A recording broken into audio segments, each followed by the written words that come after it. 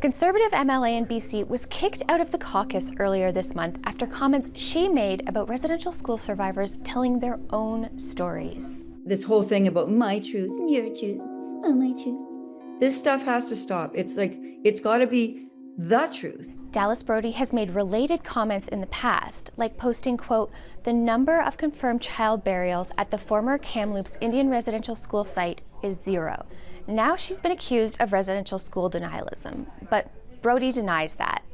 So that made us ask, what exactly is denialism? NDP MP Leah Gazan offered her own definition to Parliament last year.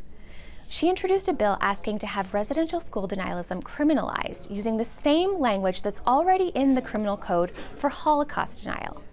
And that's because she said residential school survivors deserve the same protection as Holocaust survivors. Since Parliament's not in session, the bill has stalled, but Gazan says she plans to reintroduce it if she's reelected. So with all that in mind, we asked 3 experts for their own definitions. First, I think it's important to define what residential school denialism is not. Which is the denial of the system's existence, or even that the system had some negative effects. We don't see a lot of that. It's an attempt to shake public confidence in something that we have consensus about.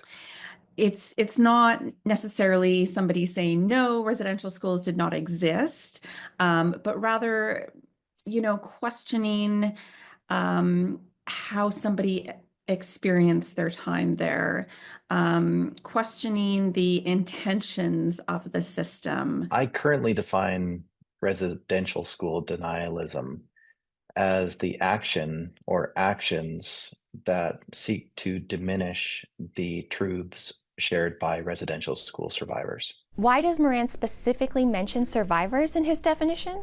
Survivors have been the ones that have broken the silence on that. They have been the ones that have come forward with the utmost of courage, oftentimes at incredible personal expense and with suffering. Where does that leave comments like Brody's that question survivor testimony and say no bodies have been found? If you call Brody, for example, a denier, she'll say, but I'm not denying. This is the truth. The truth is that they haven't found any bodies yet, which actually is true because the Kamloops Nation hasn't finished their investigation yet. But what she's doing is picking on this small piece to make it look like there's a conspiracy. To date, the National Center for Truth and Reconciliation's registry has documented 51 deaths at the former Kamloops school.